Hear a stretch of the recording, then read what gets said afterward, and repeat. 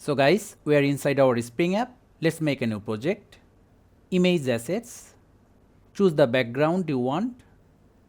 Tap on the top right corner cross button. Now we are back to our main project. Select aspect ratio button from the top, then 16:9 for landscape mode. Select overlay, folder, then the video you want to import.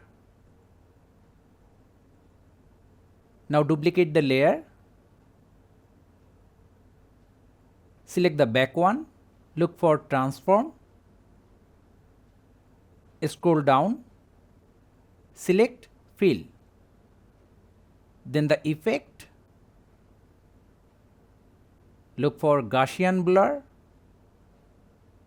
select the effect. Now select the main video, transform and scale it up like you want. Give the background layer same duration as the original clip and we are done. So thank you guys for watching. Have a good day.